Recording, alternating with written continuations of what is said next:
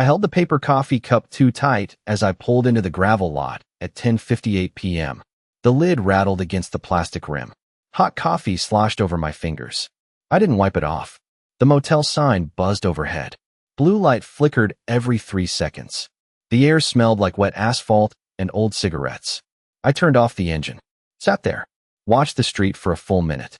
Nothing moved. No headlights. No footsteps. Just the hum of a broken ice machine somewhere behind the building. I checked the address again. 2.3 miles from my house. Close enough to see. Far enough not to be seen. That was the idea. I said it out loud once. 10 days. Just 10 days. My voice sounded strange in the car. Thinner than I expected. I picked up my phone. Opened the camera app. Zoomed in on the hill where my house sat. Dark. Still. Exactly how I left it at 4:20 p.m. that afternoon. I leaned back in the seat. The leather creaked under my weight. 67 years old. I notice things like that now. Small sounds. Small shifts. Things I used to ignore. In 1998, my supervisor, Thomas Keller, stood over my drafting table at 7:15 a.m. He tapped the corner of a blueprint with a pencil. "Structures don't fail all at once, Daniel," he said. "They give warnings.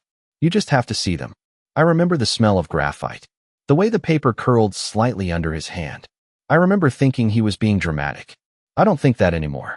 I stared at my house again. Everything looked fine. Too fine. That was the problem. I had checked my account 3 days earlier. 2 transfers I didn't recognize. $2,100 and $3,450. Both labeled maintenance reimbursement. I hadn't authorized either one. I didn't say anything. Not yet. I told myself there had to be an explanation. There's always an explanation. That's what I used to believe. I shifted in the seat. My back tightened. I hadn't slept properly in 48 hours. I watched the front door through the zoom. Nothing. I watched the driveway. Empty. I checked the time again. 11:47 p.m. I told myself I would stay until midnight. No longer. Just enough to prove I was being paranoid. I exhaled slowly. This was a mistake. I should be on a plane. Florida. Sunday Ocean. That's what. I told them. That's what Emily believed. "You deserve a break, Dad," she said at 2:30 p.m. that day. "You've been alone too long." I nodded. Smiled. Packed a suitcase I never intended to use. Ryan stood in the doorway, arms crossed, watching me. "You want me to check on the house while you're gone?" he asked. Casual. Too casual. I said no. He smiled anyway. That smile stayed with me. It followed me all the way here. I adjusted the mirror. Looked at my own face. I looked tired. Older than 67. That surprised me. I thought I hid it better. The streetlight flickered again. The motel door behind me slammed shut. I turned my head slightly. A man walked past. Didn't look at me. Just kept moving. Good. That's what I wanted. Invisible. I turned back to the house. Still dark. Still quiet. I checked the time. 12:12 a.m. I was about to start the engine when I saw it. Headlights. Low. Approaching slowly from the east road. My hand tightened on the wheel. The truck turned. Rolled up my driveway. Stopped right in front of the garage. Engine stayed running. I leaned forward. Zoomed in further. The image pixelated slightly. Still clear enough. The driver's door opened. A man stepped out. I knew that posture. The way he held his shoulders. I didn't need the zoom to tell me. It was Ryan. I didn't breathe for a moment. I just watched. He walked to the front door. Reached into his pocket. Pulled something out. Metal caught the light. A key. My key. He didn't hesitate. He didn't knock. He unlocked the door and walked inside like he belonged there. The porch light came on. Then the hallway light. One after another. Like someone coming home. I felt something shift in my chest. Not pain. Not yet. Something colder. More precise. This was wrong. There was no explanation for this. Not one I was willing to accept. I kept watching. 30 seconds passed. Maybe 40. Then the passenger door opened. Another man stepped out. Then another. For total. They moved quickly. Purposefully. Each carrying something. Rectangular. Dark. Metal edges. Cases. 6 of them in total. I counted twice. 6. They didn't speak. Not at first. They just followed Ryan inside. The door closed behind them. I sat back slowly. My hands were steady. That surprised me. My mind wasn't racing. It was narrowing. Focusing. This wasn't random. This wasn't a mistake. This was planned. How long? That question came first. How long had this been happening without me seeing it?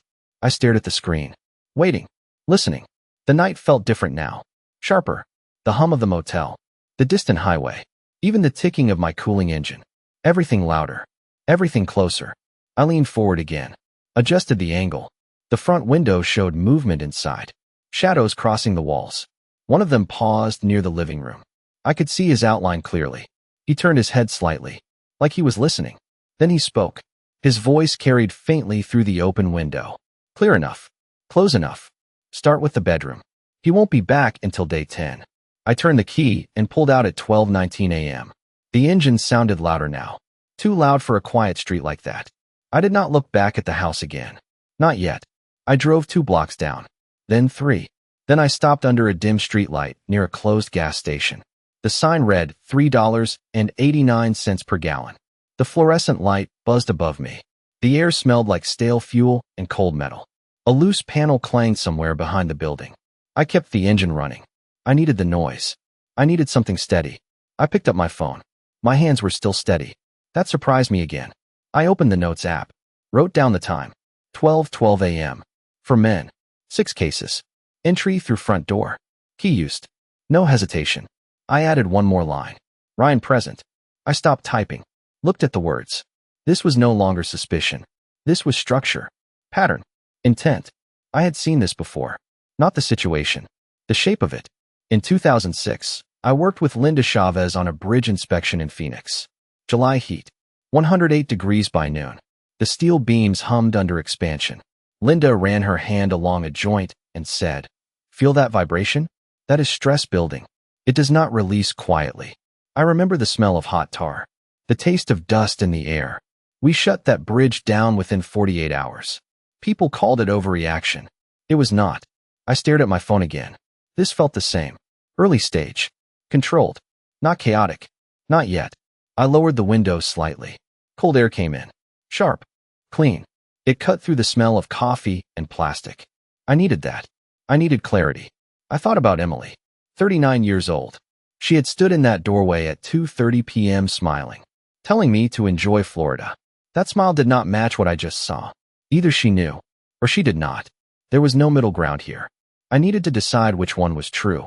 I could not afford hesitation. Not now. I checked the time again. 12:27 a.m. I opened my banking app. The login screen glowed bright against the dark car. Username. Password. 2-factor code. I waited. The code came through at 12:28 a.m. I entered it.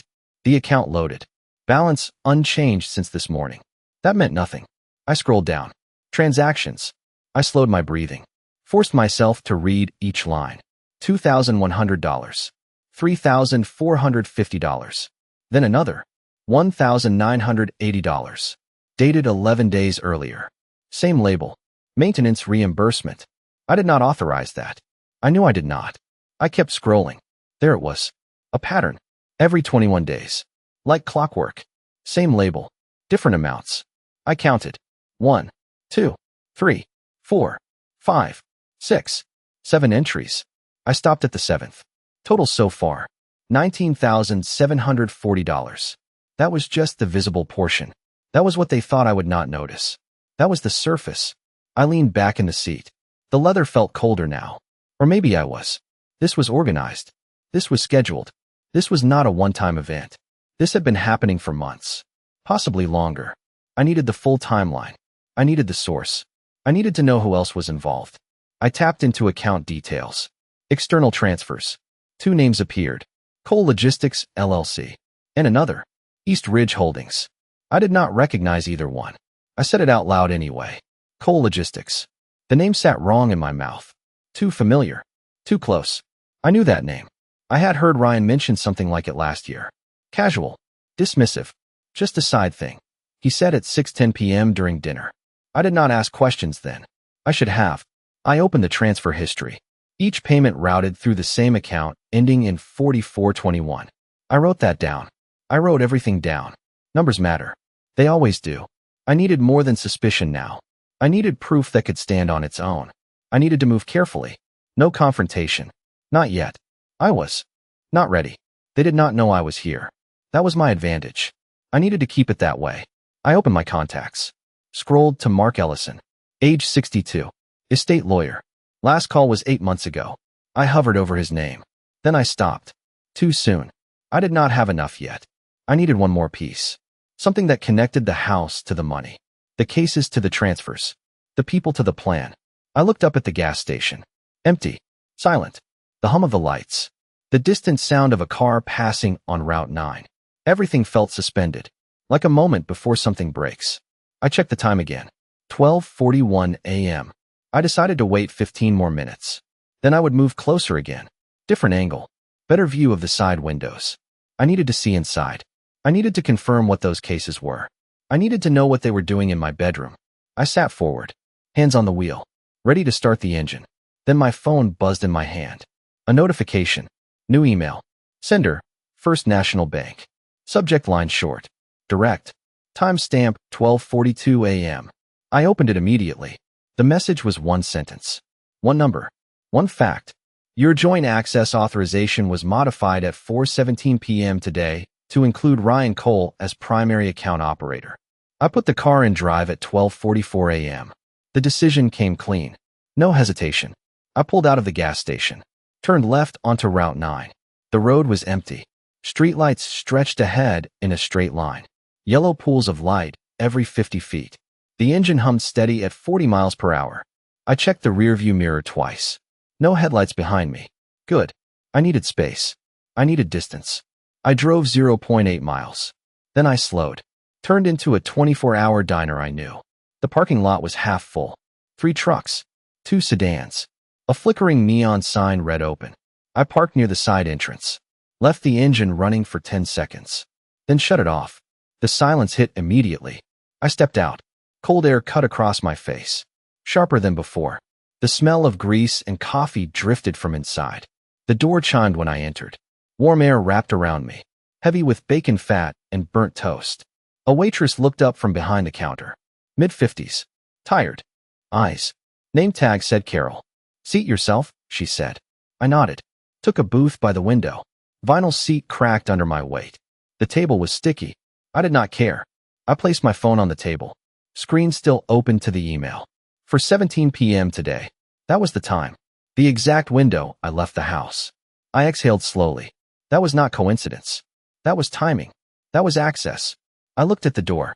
Watched it close behind me. No one followed. I needed to think. I needed to rebuild the sequence. Step by step. No assumptions. Just facts. In 2012, my friend Marcus Hale and I sat in his garage at 8:30 p.m. He rebuilt engines as a hobby.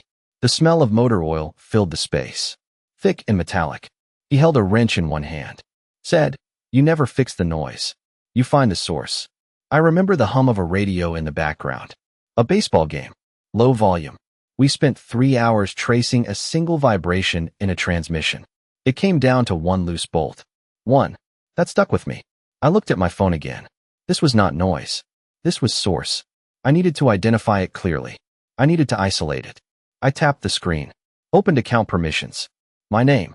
Primary holder. Then a new line. Ryan Cole. Primary operator. Effective 4:17 p.m. today. I read it twice. That meant control. Full access. Transfers. Authorizations. Everything. That could not happen without approval. Or without something worse. I leaned back in the booth.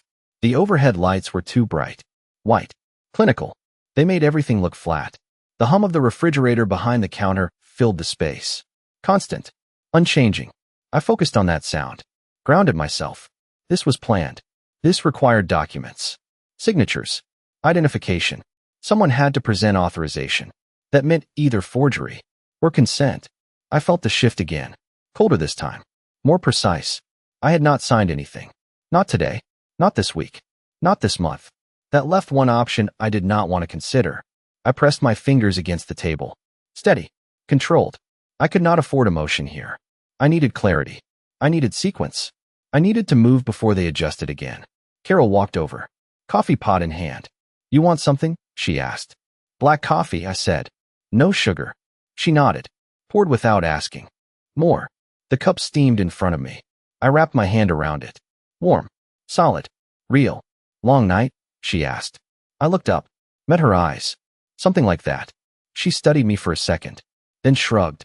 Coffee helps. Sometimes. She walked away. I watched her go. Ordinary conversation. Normal life. It felt distant now. I picked up the cup. Took a sip. Bitter. Strong. It grounded me. I opened my contacts again. Mark Ellison. I hovered again. This time I did not stop. I pressed call. The line rang once. Twice. 3 times. Then clicked. His voice came through. Clear. Alert. Daniel? It is 12:52 a.m. Is everything all right? I did not answer immediately. I let the silence sit for 1 second. 2. Then I spoke. Mark, I need you to listen carefully. He did not interrupt. Someone added Ryan Cole to my account at 4:17 p.m. today.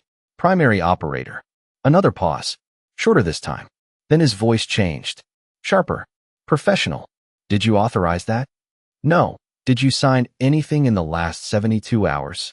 No. I heard him shift on his end. Papers moving. A chair scraping. Then this is fraud, he said. We need to act immediately. I nodded even though he could not see me. I also have reason to believe he is inside my house right now. Silence. 2 seconds. Maybe 3. Then Mark spoke again. Lower now. Controlled. Do not go back there. Do you understand me? I understand. Good. Stay where you are. I am pulling your trust documents now. I watched the steam rise from the coffee. It curled slowly into the air, then disappeared. Mark, I said. If he has access, what can he do? He did not hesitate. Everything. Transfers. Property leverage. Even initiate sale discussions if documents are in place. My grip tightened on the cup. How fast? I asked. Hours, he said. Not days. Hours. That settled it. That was the line. That was the moment. I reached into my jacket pocket, pulled out my spare key ring, the one I never used. Attached to it was a small black fob. Emergency access. Security override. Installed in 2019 after Margaret passed. I had not used it once. Not in 4 years. I turned it over in my hand. Felt the weight. Felt the edge of the metal. This was not reversible. Once I triggered it, every lock in the house would reset. Every code would change. Every access point would shut down, including mine. I would lock myself out with them. I looked at the phone. Mark was still on the line. Daniel, he said. Are you still there? I exhaled slowly. Yes. We need to secure your assets before morning. I nodded again. Decision made. Clean. Final. I pressed the button on the fob. Held it for 3 seconds. The small red light blinked once. Then twice. Then stayed solid. I felt something settle inside me. Not relief. Not yet. Something firmer. I lowered my hand to the table. The fob still warm in my palm. Then I spoke into the phone. Mark, I just locked my own house out. In 2019, Margaret stood by the bedroom window at 6:45 p.m. She sprayed lavender perfume into the air. The scent lingered soft and familiar. She looked at me and said nothing, just smiled. I remember the light that evening. Golden. Quiet. I carry that smell with me even now. I stepped out of the diner at 1:08 a.m. The cold hit harder this time. The parking lot felt emptier than before. A truck idled near the far corner. Exhaust drifted low across the asphalt. I walked to my car, opened the door, sat down slowly. The seat felt colder now. My hand still held the fob. The red light had gone dark. The system had executed. That meant every lock had reset. Every code was gone, even mine. I started the engine. Checked the time again. 1:09 a.m. I needed to move. I pulled out of the lot, turned toward my house again. This time I took a different route. Back roads. Less traffic. Fewer lights. I drove at 35 miles per hour. Slower than before. More deliberate. I needed to see the house again. From a distance. From a new angle. I approached from the west side this time. A narrow street lined with trees. The branches blocked most of the light. Shadows moved across the windshield. The air inside the car felt tighter. I lowered the windows slightly. Cold air rushed in. Clean. Sharp. It helped. I slowed as I reached the corner. My house came into view. Dimly lit. Front lights still on. I stopped 2 houses down. Engine idling. I watched. Nothing for 10 seconds. Then movement. The front door opened. Suddenly, one of the men stepped out. He looked confused. He tried the handle again. Pulled harder this time. Nothing. He turned back inside. Another man appeared behind him. They spoke quickly. I could not hear the words, but I saw the gestures. Sharp. Frustrated. Controlled panic. Good. That meant the system worked. That meant they were locked in. Not out. In. That changed things. I leaned forward slightly. Focused on the side window. Movement again.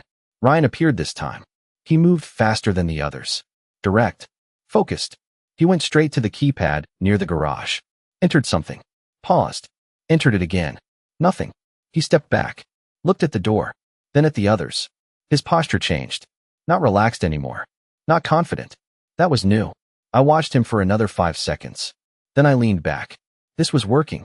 But this was only step one. Locking them inside did not solve the larger problem. It exposed it. I needed more. I needed scope. I needed to understand how far this went. How many pieces were already in motion? I thought about Ryan. 18 years. That was how long I had known him. Since 2008. He was 24 then. Polite. Careful. Always watching. Always calculating. I did not see it at the time. I see it now.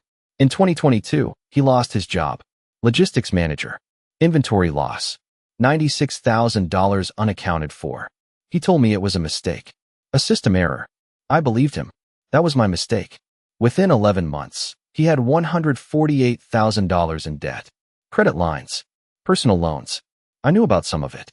Not all. I chose not to ask questions. That was the second mistake. This was not about money anymore. Money was the tool. Control was the objective. He wanted the house. The authority. The position. He wanted to replace me without saying it out loud. I understood that now. The pattern was clear. I kept watching the house.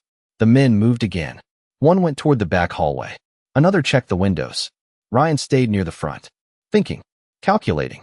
Adjusting. He was not panicking. Not yet. That meant he still believed he had options.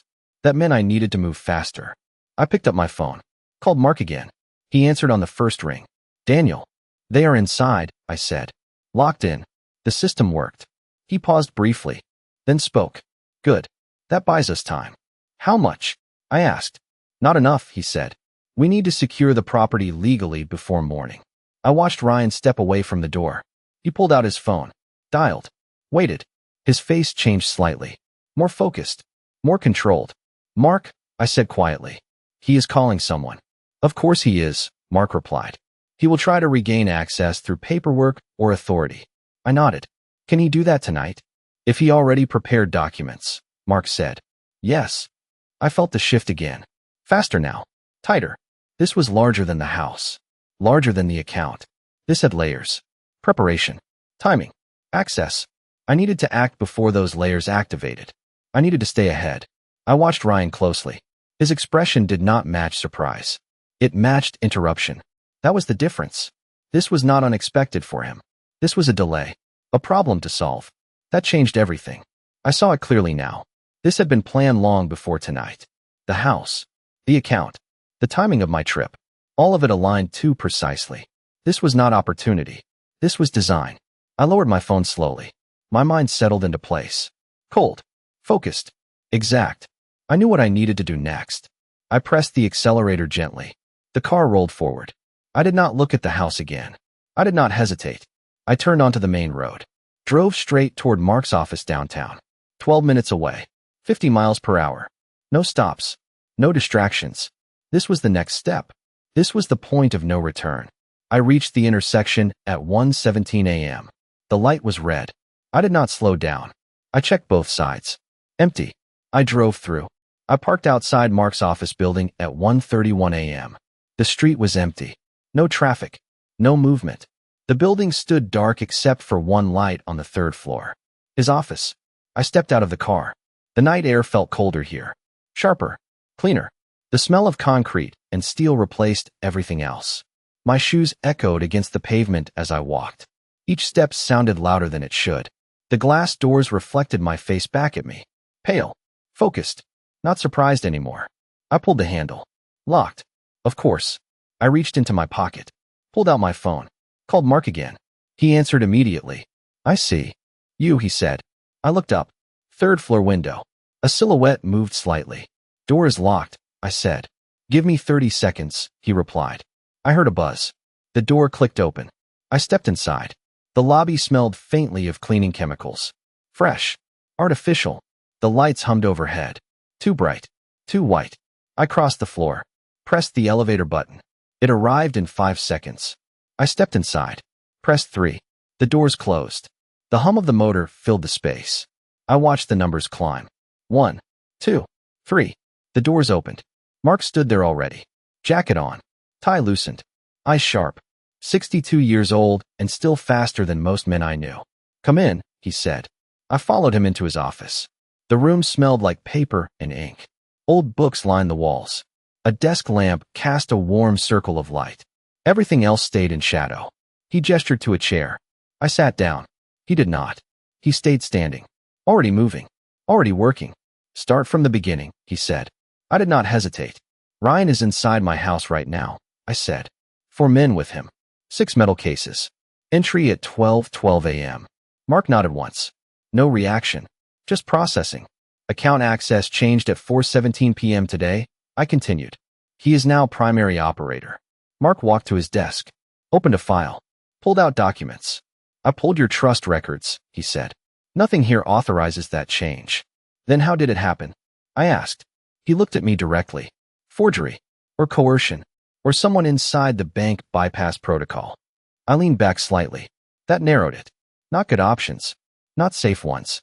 I placed my hands on the armrests. Steady. Controlled. I needed to stay that way. In 2015, my colleague Eric Dunham and I reviewed a failed support beam in Denver. Winter. February. The air inside the site smelled like cold steel. Eric ran his hand along the fracture. Said, "This did not break today. This started months ago." I remember the sound of wind pushing through the open frame. Low. Constant. We traced that failure back 6 months. Small stress points ignored. That is how structures fail. Quietly. Gradually. Then all at once. I looked at Mark again. This was the same pattern. I just had not seen it early enough. "How much damage so far?" Mark asked.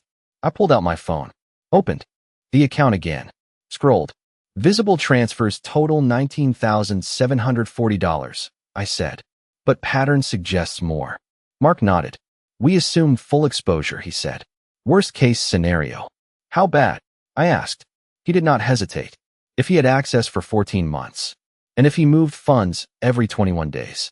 We could be looking at over $200,000. I did not react. Not outwardly. The numbers settled into place. It matched the pattern. It matched the structure. This was not random theft. This was systematic extraction. Controlled. Measured. "What about the house?" I asked. Mark walked to another file. Opened it. Flipped through pages. "Property is still in your name," he said. "But if he prepared documents, if he positioned himself as operator, he could initiate actions, such as listing, transfer intent, even preliminary sale agreements." I felt the shift again. Deeper now. This was not about stealing money. This was about replacing ownership. Quietly. Legally. On paper. Before I noticed. I leaned forward slightly. "He lost his job in 2022, I said. $96,000 inventory loss. He went into debt after that. $148,000 within a year." Mark looked up. Interested now. "So this started after that?" he asked. "Yes," I said. 14 months ago. That aligns. Mark nodded slowly. "Then this is not desperation," he said. "This is strategy." I understood that already. But hearing it out loud made it concrete. Final. I looked around the office. The soft light. The quiet hum of electricity. The faint smell of old paper. Everything steady. Everything controlled. I needed that. I needed this environment. This clarity. This was where decisions happened. Not in a car. Not in the dark. Here. With facts. With structure. I looked at Mark. "What do we do next?" I asked. He stepped closer. Placed both hands on the desk. Leaned forward slightly. Focused. "We lock everything down," he said. "Accounts. Property. Authority. We move before sunrise." I nodded once. No hesitation. That was the path. That was the only path. My phone buzzed suddenly on the desk.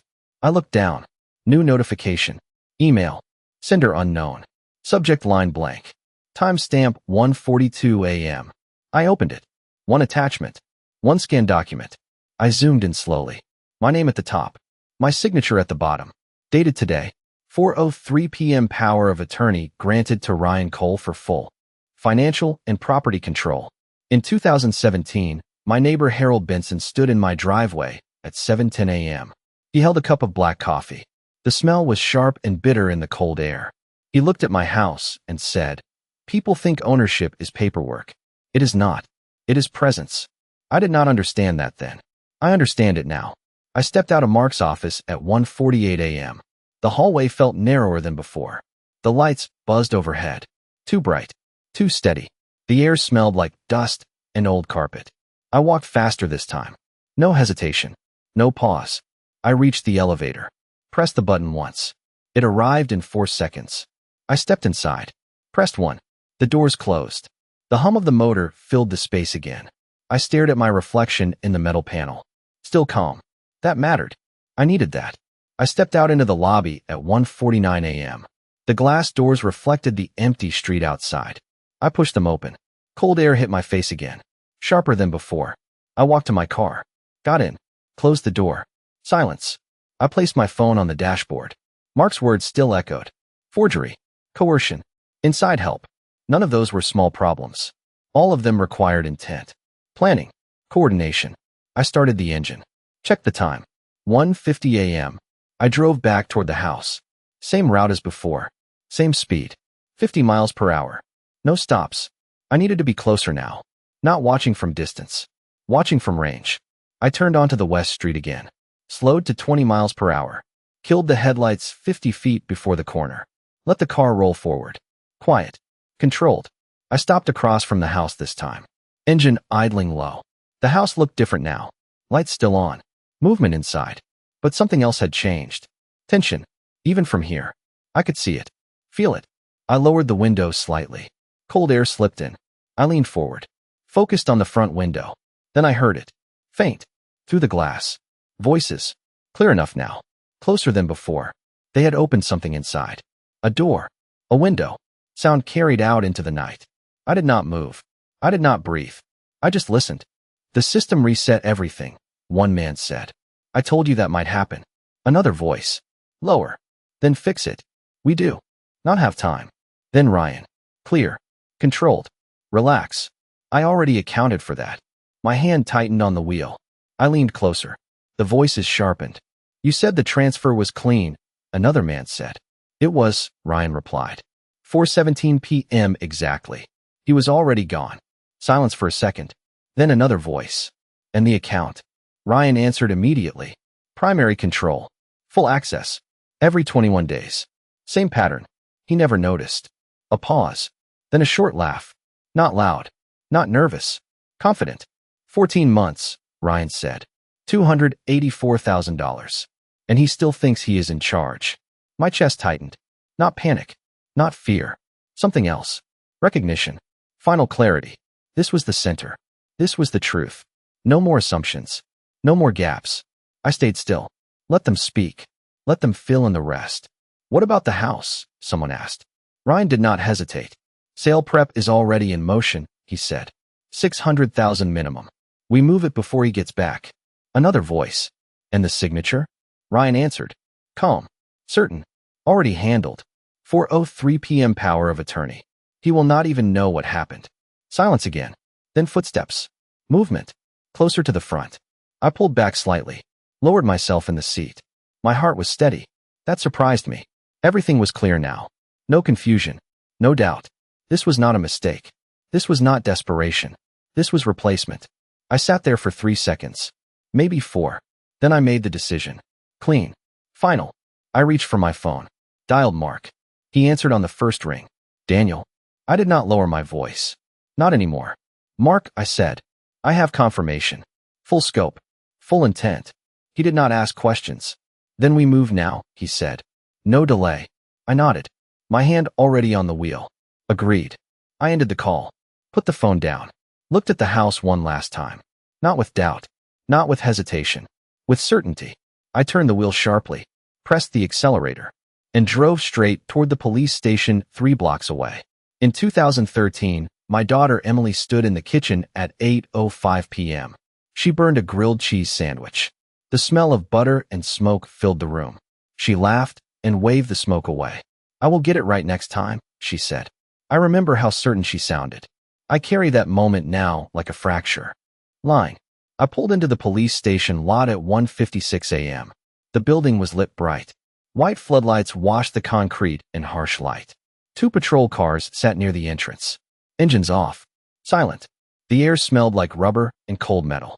I stepped out of the car. My shoes echoed on the pavement again. I walked straight to the glass doors, pushed them open. The lobby was quiet. Too quiet. A clock on the wall read 1:57 a.m. The second hand clicked loudly. A desk officer looked up from behind the counter. Mid-40s. Square jaw. Tired eyes. He studied me for 2 seconds. "Can I help you?" he asked. I stepped forward, placed both hands on the counter. "My name is Daniel Whitaker," I said. "I need to report an active property intrusion and financial fraud." He did not move immediately. He watched me, measured something, then nodded. "All right," he said. "Start from the beginning." I did not sit. I did not slow down. At 12:12 a.m., 4 men entered my home. I said. My son-in-law was with them. They used a key. They are still inside. The officer straightened slightly. "Do you have proof?" he asked. "Yes," I said. I placed my phone on the counter. Opened the camera footage. Zoomed in. "This was taken at 12:12 a.m., I said. He leaned forward. Watched the screen. His expression shifted. Subtle. Controlled. "And the fraud?" he asked. 14 months, I said. Every 21 days. Transfers totaling at least $284,000. He looked up at me. "That is a serious claim," he said. "It is a precise one," I replied. He nodded once. Picked up the phone on his desk. Dialed a number. "Dispatch. I need a unit at 148 West Elm," he said. "Possible unlawful entry and financial fraud. For suspects inside." He paused. Listened. Then added, "Yes. Homeowner is present." He hung up. Looked back at me. "Units are on the way," he said. 5 minutes. I nodded. That was enough. That was movement. Real movement. Not observation. Not theory. Action.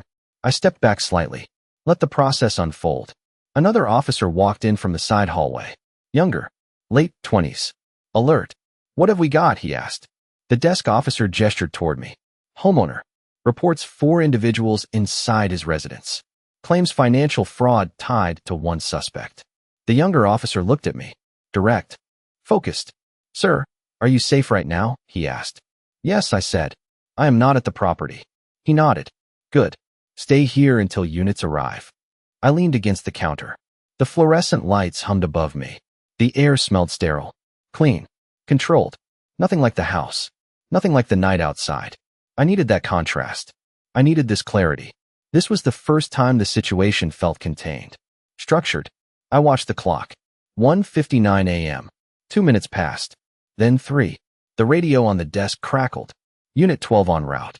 ETA 2 minutes. The desk officer picked it up. "Copy that," he said. I closed my eyes briefly. Just 1 second. Then opened them again. This was real now. This was moving forward. No more waiting. No more watching from a distance. I felt something shift again. Not tension. Not fear. Something else. Final alignment. The pieces had come together. The house. The account. The document. The timing. All of it pointed in one direction. I understood the full structure now. Not just what Ryan had done, but how he had done it. And why. He did not just want money. He wanted position. Authority. Replacement. He wanted to stand where I stood. He wanted to control what I built. I saw it clearly now. That was the core. That was the motive. The radio crackled again. Unit 12 on scene. The younger officer stepped toward the radio. "Proceed with caution," he said. 4 individuals reported inside. I listened. Focused. Waiting for the next piece. The confirmation. The result. The consequence. The radio stayed quiet for 3 seconds. Then 4. Then a voice came through. Calm. Measured. "Dispatch. We have visual on the property. Front door is open. No sign of forced entry." I leaned forward slightly. That did not match. That did not align. The system had locked them in. The door should not be open. The voice continued. 1 individual exiting the residence. Identifying himself as the homeowner's authorized representative. My chest tightened. Not from fear. From recognition. This was the shift. This was the change. The plan had adapted. Faster than expected. More prepared than I assumed. I understood it instantly. Ryan had not just prepared access. He had prepared legitimacy. Paper. Authority. Presentation. He was not trying to break in. He was trying to belong. I saw it clearly now. That changed everything. In 2001, my old friend Robert Klein stood beside me at 9:20 p.m. We were outside a courthouse after a zoning dispute. The air smelled like rain on concrete. He adjusted his coat and said, "Paper beats truth if you let it." I did not agree then. I agree now. I stepped out of the police station at 2:11 a.m. The night felt heavier, the air colder than before. 2 patrol cars pulled out ahead of me. Their lights were off. Quiet. Controlled. I followed in my car. 3 blocks. Then 4. We turned onto West Elm together. My house came into view again. Lights still on. Front door open. 1 officer stepped out first. Another followed. They approached the entrance slowly. I parked behind them. Engine off. I stepped out. The cold air cut sharper now. The smell of damp grass mixed with something metallic. I walked toward the officers. One held up a hand. "Stay back," he said. I stopped. Watched from 10 feet away. Ryan stood in the doorway. Calm. Composed. Not surprised. Not afraid. That was new. That confirmed everything. He stepped forward slightly. Hands visible. Voice steady. "Officers, I can explain," he said. The first officer nodded. "Go ahead," he replied. Ryan reached into his jacket. Pulled out a folder. Thick. Organized. "Prepared. I have full authorization to be here," he said. He opened the folder. Removed a document. Held it out. Power of attorney. Signed at 4:03 p.m. today. The officer took it. Looked it over. His partner stepped closer. They both read silently for a few seconds. I watched their faces. Neutral. Professional. Not convinced. "Not yet. Do you know the homeowner?" the officer asked. Ryan did not hesitate. "Daniel Whitaker," he said. "My father-in-law. He asked me to manage his assets while he is away." The words were smooth. Practiced. Too clean. I stepped forward 1 step. "That is not true," I said. Both officers turned toward me. Ryan did not. He kept his eyes on them. That told me everything. "Sir, identify yourself," the officer said. "Daniel Whitaker," I replied. "Homeowner." The officer looked between us, then back at the document. "This signature appears valid," he said. I shook my head once. "It is not," I said.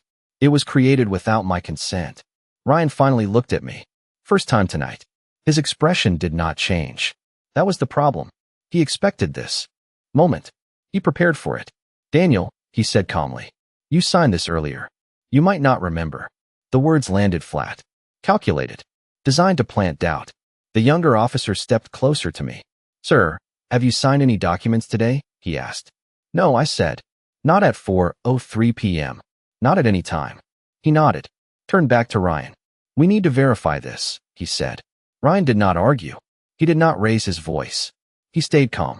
"Of course," he said. "Everything is documented. Bank authorization at 4:17 p.m. Account access confirmed." He was building a chain. Paper. Time. Authority. I could see it clearly now. He was not defending himself. He was presenting a case. That was the difference. I stepped back slightly. Let the officers work. This was no longer about argument. This was about structure. Evidence. Timing. I needed to match that. Or exceed it. The second officer spoke into his radio, requesting verification on power of attorney document. Timestamp 4:03 p.m. today. He paused. Listened. Then nodded. The first officer looked at me again. "Sir, do you have any documentation to support your claim?" he asked. I reached into my pocket, pulled out my phone, opened the email, the scanned document. My name, my signature, forged, clean, precise. I handed it over. "This was sent to me at 1:42 a.m., I said. I did not sign it. The officer studied the screen, zoomed in, looked closer. His partner leaned in. They exchanged a glance. Subtle, quick. Something shifted there. Small, but real. Ryan saw it too. His posture adjusted slightly. Not panic. Not yet. Awareness. He spoke again. "Officers, this is a misunderstanding," he said. "Daniel has been under stress. He asked me to take over responsibilities temporarily." The words were smoother now. Softer. More controlled. I recognized the tactic. Shift the narrative. Control the frame. I stepped forward again. Just 1 step. Enough to be heard clearly. 14 months, I said. Both officers looked at me. Every 21 days, I continued. Transfers totaling $284,000. Silence. 3 seconds. Maybe 4. That number changed the room. It always does. The first officer looked back at Ryan. "Is that accurate?" he asked. Ryan did not answer immediately. That was the first delay. The first break. Small, but visible. "Those were authorized reimbursements," he said finally. His tone stayed calm. But the timing shifted. I saw it. I understood it. This was the moment. The structure he built was starting to crack. Not collapse. Not yet.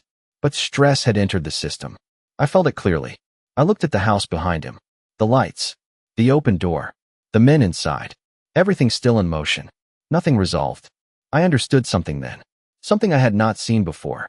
This was not just about proving fraud. This was about dismantling his version of reality before it became official. Before it became accepted. That was the real risk. Not the money. Not even the house. The narrative. I stepped back again. Let the officers continue. Let the process unfold.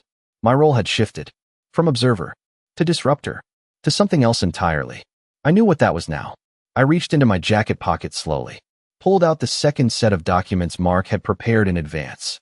Emergency trust transfer papers. Dated tonight. 1:35 a.m. I looked at them for 1 second. Then I understood completely. I was not just defending what was mine. I was deciding what it would become next. In 1994, my father stood in our garage at 6:10 a.m. He wiped grease from his hands with a rag. The smell of motor oil filled the air. He looked at me and said, "When something breaks, do not fix the surface. Fix the cause." I did not understand then. I understand now. I stepped away from the front yard at 2:26 a.m. The police were still inside the house. Voices moved through the hallway. Controlled. Procedural. I walked back to my car slowly. The night air felt thinner now. Colder. The smell of damp soil and distant exhaust mixed together. I opened the door. Sat inside. Closed it gently. The silence returned immediately. I placed the documents Mark prepared on the passenger seat. Emergency trust transfer. Dated 1:35 a.m. My name. My control. My decision. I picked them up again. Read each line carefully. No rush. No hesitation. The porch light from my house spilled across the windshield. Yellow. Soft. Familiar. I had seen that light for years. It meant safety once. It meant something else now. I heard footsteps outside. One of the officers approached. He knocked lightly on the window. I lowered it halfway. "Sir, we need you to come inside," he said. "We are sorting through the situation." I nodded. "In a minute," I replied. He studied me briefly, then stepped back. I watched him walk away. The house door remained open, lights spilling out into the dark yard. I looked at the documents again, then at my phone, then at the house. I needed to decide, not react. Decide. I could feel the weight of it clearly now. This was not about proving Ryan wrong. That part was already in motion. This was about what happened next. What structure replaced his? What authority replaced his claim? I thought about Emily again. Not the version from tonight. The version from years ago. The kitchen. The burnt sandwich. The certainty in her voice. That memory did not match what I saw inside that house. Something had shifted long before tonight. Something I did not see. Or chose not to see. That mattered now. I needed to account for it. I needed to understand where she stood in this structure. Not emotionally. Structurally. I looked back at the documents. The trust transfer would remove direct control from me. Place it into a legal structure. One that Ryan could not access. One that required oversight. That would stop him. Immediately. Completely. But it would also change everything else. Permanently. I would not just be protecting the house. I would be redefining it. I sat there for 5 seconds. Maybe 6. The clock on the dashboard read 2:28 a.m. Time mattered. Every minute increased his chances. Every delay gave him space to adjust. I picked up the pen from the center console. Held it in my hand. Felt the weight. Steady. Real. I placed the documents on the steering wheel. Positioned them carefully. Read the first line again. Then the second. Then the signature line. I paused. Not from doubt. From precision. I needed this to be exact. I needed this to be final. I heard voices again from inside the house. Louder now. Not panicked. Controlled. Ryan was still speaking. Still presenting. Still building his case. That meant he believed he still had leverage. That meant he had not seen this coming. That was the advantage. That was the window. I lowered my eyes to the paper. Focused. The pen hovered above the line. Then I stopped. Not to hesitate. To understand something that had just become clear. This was never about the documents. Not really. Ryan already had documents. Signed. Prepared. Convincing. That was not where the real control existed. Control came from something else. Timing. Awareness. Presence. He had paper. I had something he did not. I had seen the structure. Fully. Completely. Before it finalized. That was the difference. That was the only difference that mattered. I lowered the pen slowly. Not to sign yet. To think one step further.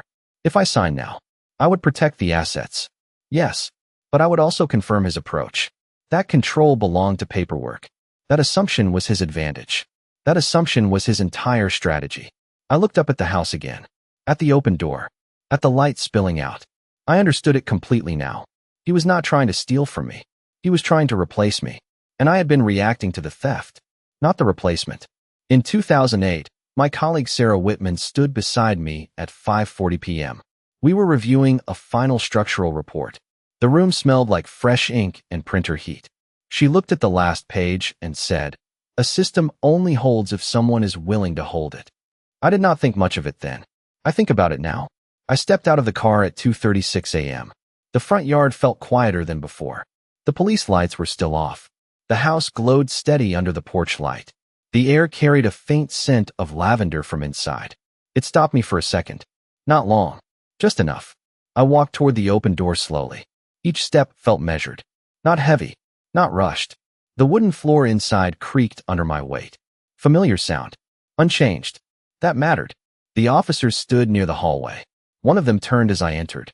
"Sir, we are still verifying documents," he said. I nodded. "I understand," I replied. Ryan stood near the living room. Same posture. Same calm expression. He looked at me once. Then away. That told me everything I needed. He was still playing the same game. Still holding the same assumption. I moved past him without speaking. That was deliberate. That mattered.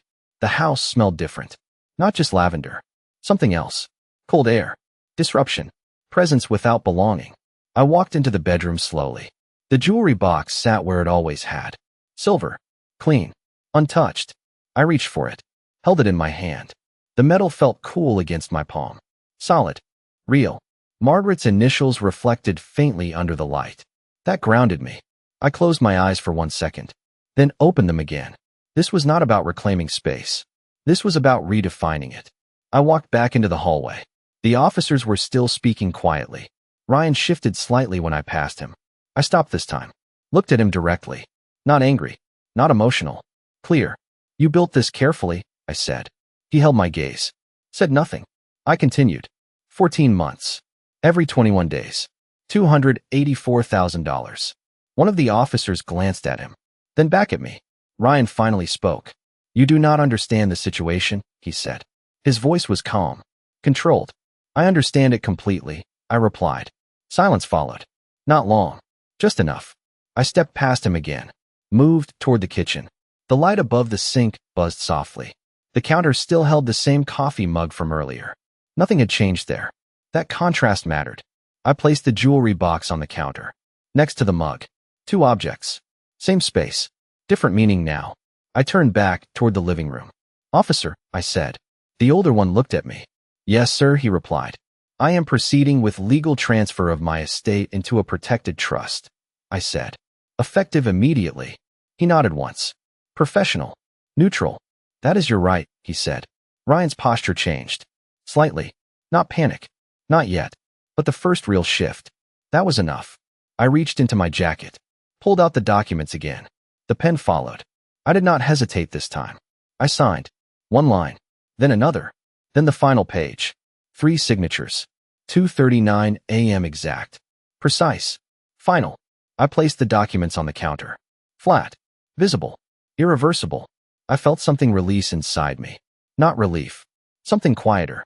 Something deeper. Completion. I stepped back from the counter. Looked at the house again. Not as it was. As it would be. That mattered more. The officers continued their work. Ryan remained still.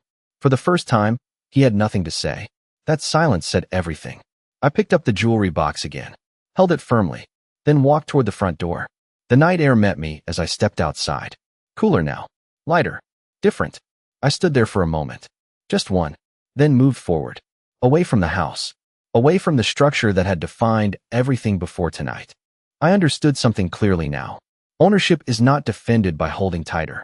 It is defined by knowing when to change what it means. Control does not come from paper. It comes from awareness at the right moment.